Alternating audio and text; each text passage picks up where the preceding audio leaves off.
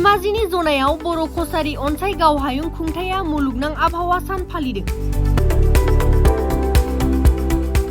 बर' कसारी अनसाय गावहायुं खुंथायनि बानजायनायाव मुलुगनां आबहावा सानखौ UNB गोसोखां बर' गोजौ फरायसालियाव फालिदों। दिनैनि बे हाबाफारि बायदियै UNB मेम'रियेल बर' गोजौ फरायसालियाव बिफां गायनाय हाबाफारिखौ गाजा गोमजायै मावफुंनाय जायो आरो बिफां गायनाय हाबाफारि जोबखांनायनि उनाव BKWAC नि OSD सुक्रेश्वर गयारिया मासि लानानै मेलखौ सामलायनायाव मुलुगनां आबहावा साननि सायाव BKWAC नि लेङाइ गाहाय मावफुं सोद्रोमा रमिअ पि नार्जारिया फरायसाफोरनि सिगाङाव बिबुंथि लाखियो। मख'नो गोनांदि बे हाबाफारियावनो आलासि महरै BKWAC नि लेङाइ गाहाय मावफुं सोद्रोमा रमिअ नार्जारिजों लोगोसे UBPO नि आफादगिरि मनरन्जन बसुमतारी, बिनुद बसुमतारी, सानजारां लकेश्वर ब्रह्म आरो जोहोलाव नीलेश्वर ब्रह्म बान्था मोनगिरि बिरेन्द्र कुमार ब्रह्मआ आरो BKWAC नि गाहाय मावफुं सोद्रोमाफोरजों लोगोसे फारियै धेमाजि जिल्ला खौसेथि बर' सुबुं आफादनि सोद्रोमाफोरा बाहागो लादों।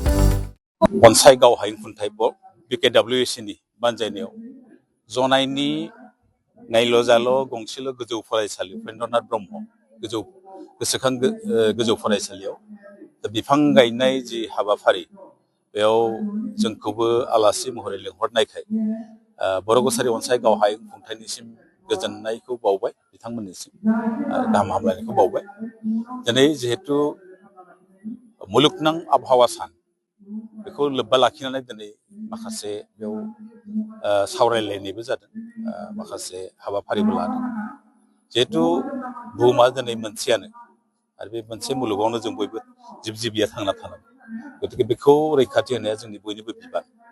आरो एबारनि 2022 जिथु थिम बे जाहैबाय मिथिंगानिफ्राय थुलुंगा लानाय आरो आबहावा आरो आबहावाखौ गोजोर खालामनाय आरो बेजों लोगोसे जोंनि इयुननि थाखाय आबहावानि थाखाय आरो इयुननि थाखाय बे मोन्थोरखौ लानानै एबार 2022 जिथु मुलुगनां आबहावा साननि बे गिबि मोन्थोर।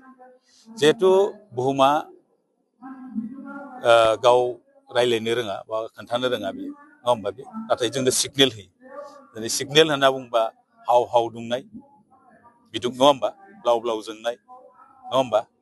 बेफोरो आरो बेजों लोगोसे बरफ गलिनाय आरो लैथोमाफोरनि जिथु दैनि बिबां बे बरफ गलिनानै दैया बांबाय थानाय, बेफोर मोनसे मोनसे सिगनेलखौ मुलुगा जोंनो होबाय थायो, थारमाने बुहुमा होबाय थायो। दा बेखौ गोजोर सोलायहोनो हानाय हायिया गिदिर बाथ्रा नङा, खिन्थु दानि जि अबस्थायाव दङ बेखौ गोजोरै हमथानो थाखाय बयबो मिथिंगानि थाखाय खामानि मावनायासो इयुन जोलैनि थाखाय बे मोजां दिन्थिनाय जागोन होननानै आं सानो। आरो बर' कसारी वेलफेयार अट'नमास काउन्सिला दिनै 5 जुन फैनायखाय मुलुगनां सानखाय फालिदोंना फालियाखै बेखौ, बे फालिनायनि ओंथियानो जाहैबाय जे इयुन जोलैफोरनो मिथिंगानि सोमोन्दै आबहावानि सोमोन्दै मोनसे सांग्रांथि खालामलांनाय मोनसे हाबाफारि होननानै आं बुंनो सानो।